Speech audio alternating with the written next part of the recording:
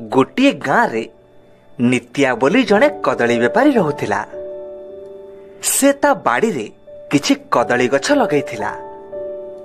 ठीक सेई बाड़ी रे गोटे झंकालिया पिजुली गछटे थिला। सेही गछरे काउटीए बसा करी रुहे। थरे काउ ता बसारे दुईटी अंडा देई थाए। सेई समय रे से सबुबेले ता अंडा पाखरे जगी बसे। एमिति एमिति से तार छोटिया परिवार नहीं भारी खुशी रे थाए। दिनकर कथा नित्या ता कदली चाष को आउ टिके बढ़ेइबा पई चिंता कला। तेणु से पिजुली गछटी को काटी दे सेई जगह रे कदली गछ लगेइबा को भाबिला। सेइथिपाई दिने गोटे कुराड़ी आनी पिजुली गछ को काटिबा को लागिला। शक्त कुराड़ी चोटरे गछरे थिबा काउ बसाटी दोहलिबा को लागिला। ए कथा देखि मां काउ भारी अस्तव्यस्त हो पड़िला। गछ काटी देले ता अंडा भांगी जीव। तेणु से भारी डरी गला। का का राब करी केतेबेले गछ चारिपटे दुई घेरा बुली आसुथिला तो केतेबेले नित्या आगरे बसी गछ न काटिबा को नेहुरा होतिला। हेले नित्या को काउर रा रा चित्कार छड़ा ता बिकल कांदणा सुबु नथिला।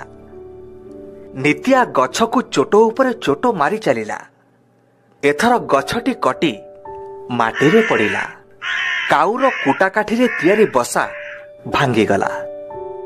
आउ दुईटी जाक अंडा भांगी चुरमार हो गला। एसबु देखि काउ को भारी कष्ट हैला। हेले केवल कांदिबा छड़ा ता पाखरे आउ किछि उपाय नथिला। शेषरे से कांदी कांदी तार अन्य साथी मानंकु डाक पकेइला। सांगे सांगे सह सह काउ नित्या को घेरी गले। का का शब्द रे सारा गां कंपिला। आउ काउ माने नित्या को आक्रमण कले। नित्या अणनिश्वासी ही गोटे घर भितर पशिगला। किछि समय परे से घटना थंडा पड़िला। आउ मां काउ निज मन को बुझे सेठु बहुत दूर को उड़ीगला। ता परदिन कथा काउ मन मारी गोटे गछ डाल बसी थाए। ठीक सेई समय रे काउर सांग मांकड़ आसी काउ पाखरे पहुंचिला। देखो भाई जहा गला गला आउ पछ कथा भाबी लाभ कोन। एबे केमिति से बुद्धि शिखिबो सेई बाट करिया को पड़िबो। सांग जेते जहा कले मु कोन मो अंडा को आउ फेरी पाइबी। हेले ताको गोटे शिक्षा दबा को होबो ना। आउ नहले मनीष बुझिबो केमिति। एमाने परा सारा दुनिया ताको ताको निज संपत्ति बोली भाबिलेनी। खाली सेई एका बंचिबे आउ सब मले केते ना गले केते। हेले कोन करबा तमे कहूनो। मु तम सब कथारे राजी। ठीक अछि आमे ठीक समय देखी ठिकणा जगह ताको पाने दबा। तमको से जेमिति कंदेइछि सेमति से नाकरे कांदिबो। हो ता परदिन काउ आउ मांकड़ नित्यार गतिविधि उपरे लक्ष्य रखिले। सेदिन नित्या घर को राजांक पाखरु कटुआलटी आसी थाए। पहरदिन संक्रांति राजभाटी मंदिरर वार्षिक उत्सव। राजांक आदेश तो बाड़ी रे जेते पाचिला कदली हेछि सबु दबु। आउ जहा पैसा हबो सेउठु नै आसीबु। हाँ आज्ञा आपण भरोसा रखंतु। मु सेदिन सकाळु कदली नै पहुंची जीवी। मने रख एथिरे टिके हेला हेले राजा सीधा कारागार रे पुरई देबे। आज्ञा से कथा कोन आउ अछपा अछि। आपण भरोसा रखंतु। मते राजा जेतेबेले खोजिछंती मु सेतेबेले पहुंची छी। एथर भी यथा समय रे पहुंची जीवी। हौ बुझिलो तो संग यही होउचे ठीक समय। एमिति पेच मुड़ीबा जेमिति नित्या ओका दौथबो गुण गाउथबो। हेले केमिति। अरे केमिति परे विचार करिबा। आको आसो नित्या ता बाड़ी को गलानी सेठी कोन होउची देखिबा। कदली तो सबु पाचिकरी हळदी गुरुगुरु दिसुची। राजा कदली देखि भारी खुशी हे जिबे। हौ आगरु आउ काहेकि नै घरे रखिबी। सीधा पहरी दिन सकाळु काटिबी। आउ एई पटे पटे सीधा राजांक पाखकु जिबी। ଶୁଣିଲ ତ?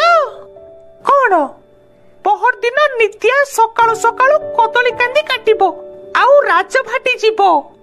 ତେଣୁ ଆମେ ତା ପୂର୍ବ ରାତିରେ ସବୁ କାନ୍ଦିର ସବୁ କଦଳୀକୁ ଟିକେ ଟିକେ ଖଣ୍ଡିଆ କରିଦବା। ତାପରେ ଦେଖିବ କେମିତି ମଜା ଆସୁଛି। ଠିକ ଅଛି, ଚାଲ କାଲି ରାତିରେ ଆସିବା। ସଂକ୍ରାନ୍ତିର ପୂର୍ବ ରାତି ମାଙ୍କଡ଼ ଓ କାଉ ମିଶି ନିତ୍ୟାର ସବୁ କଦଳୀକୁ ଟିକେ ଟିକେ ଖାଇ ଖଣ୍ଡିଆ କରିଦେଲେ। ନିତ୍ୟା ବଡ଼ି ଭୋରୁ ବାଡ଼ିକୁ ଆସି ଦେଖେ ତ କଦଳୀ ସବୁ କିଏ ଖଣ୍ଡିଆ କରି ଖାଇଛି। ନିତ୍ୟା ମୁଣ୍ଡରେ ଚଡ଼କ ପଡ଼ିଲା। ଏବେ ମୁଁ କଣ କରିବି? କୋଉଠୁ କଦଳୀ ଆଣିବି? ଯଦି କଦଳୀ ନେଇ ରାଜଭାଟିରେ ନ ପହଞ୍ଚେ ତାହେଲେ ରାଜା ମତେ ଘୋଷାରି ଘୋଷାରି ନେଇ କାରାଗାରରେ ଭର୍ତ୍ତି କରିଦେବେ। ଭଲ ମନ୍ଦ କିଛି ଶୁଣିବେନି। ଯାଉଛି, ହାଟରୁ କିଣି ରାଜାଙ୍କ କାମ ତୁଲେଇ ଦେବି। ଜି ବଞ୍ଚିଥିଲେ କେତେ କଦଳୀ ଫଳେଇବି। ଆଉ ହାତରେ ବେଶୀ ସମୟ ନାହିଁ। ହେ ପ୍ରଭୁ, ମତେ ଇଏ କି ଦଣ୍ଡ ଦଉଛ? ଦଣ୍ଡ? ପ୍ରଭୁଙ୍କର ତ କିଛି କାମ ଦାମ ନାହିଁ, ଆଉ ଖାଲି ତତେ ଦଣ୍ଡ ଦେବାକୁ ବସିଛନ୍ତି। ଆଉ ସବୁ ତ କର୍ମର ଫଳ ପୁଅ, ଆହୁରି ଭୋଗିବୁ। ଚାଲ ଚାଲ, ଆମେ ତ ପଛେ ପଛେ ଅଛୁ, ଚାଲ। ତାପରେ ନିତ୍ୟା ହାଟକୁ ଚାଲିଲା। ହାଟରେ ପହଞ୍ଚି ବଡ଼ ବଡ଼ ଚାରିକାନ୍ଦି ପାଚିଲା କଦଳୀ କିଣିଲା ଆଉ ତାକୁ ଗୋଟିଏ ଝୁଡ଼ିରେ ରଖିଲା। ତାପରେ ହାଟରୁ ସିଧା ରାଜଭାଟି ଆଡ଼େ ଚାଲିଲା। ହେଲେ କାଉ ଆଉ ମାଙ୍କଡ଼ କୋଉ ଛାଡ଼ିବା ଜନ୍ତୁ? ସେମାନେ ଗୋଟିଏ ଉପାୟ କଲେ। ନିତ୍ୟା ଏକ ଲୟରେ ବାଟ ଚାଲିଥାଏ। କାଉ ଯାଇ ଧୀରେ ଧୀରେ ତା କଦଳୀ ଝୁଡ଼ି ଉପରେ ବସି ପଡ଼ିଲା ଆଉ ମାଙ୍କଡ଼ ନିତ୍ୟାର ପଛେ ପଛେ ଚାଲିଲା। କାଉ ଗୋଟେ ଗୋଟେ କଦଳୀକୁ ଛିଡ଼େଇ ମାଙ୍କଡ଼କୁ ଦେଉଥାଏ ଆଉ ମାଙ୍କଡ଼ କିଛି କଦଳୀ ଖାଉଥାଏ ଆଉ ବାକି ରାସ୍ତା କଡ଼କୁ ଫିଙ୍ଗି ଦେଉଥାଏ। ଏମିତି ଏମିତି ଦୁହେଁ ମିଶି ନିତ୍ୟାର ଟୋକେଇରୁ ସବୁ କଦଳୀ ସଫା କରିଦେଲେ। ଝୁଡ଼ିଟି ହାଲୁକା ନ ଲାଗିବାକୁ ବଦଳରେ ଗୋଡ଼ି ରଖିଦେଲେ। ଏଥର ନିତ୍ୟା ତରତର ହେଇ ରାଜଭାଟିରେ ପହଞ୍ଚିଲା। ସେତେବେଳକୁ ଅନେକ ଡେରି ହେଇଯାଇଥାଏ। ତଥାପି ଗାଳିଗୁଲଜ ସହି ନିତ୍ୟା ଝୁଡ଼ି ତଳେ ଥୋଇଲା। ହେଲେ ଏ କଣ? କିଣିଥିବା କଦଳୀ ବଦଳରେ ଝୁଡ଼ିରେ ପଡ଼ିଥିଲା ତୁଚ୍ଛା ଗୋଡ଼ି। ନିତ୍ୟା ଏସବୁ କିଛି ବୁଝିପାରୁନଥିଲା କି ତା ପାଖରେ ସଫେଇ ଦେବାକୁ ଆଉ କିଛି ବାଟ ବି ନଥିଲା। ଏକଥା ରାଜାଙ୍କ କାନକୁ ଗଲା। ରାଜା ଭୀଷଣ ରାଗିଗଲେ ଆଉ ନିତ୍ୟାକୁ ତାର ଏପରି କାମ ପାଇଁ କାରାଗାରରେ ବନ୍ଦୀ କରିଦେଲେ। ଏହି ଗଳ୍ପରୁ ଶିକ୍ଷା ମିଳୁଛି କି କାହାରି ଅନିଷ୍ଟ କରି କେହି କେବେ ସୁଖରେ ରହିପାରିବ ନାହିଁ। ସୃଷ୍ଟିରେ ସମସ୍ତଙ୍କୁ ବଞ୍ଚିବାର ସମାନ ଅଧିକାର ଅଛି।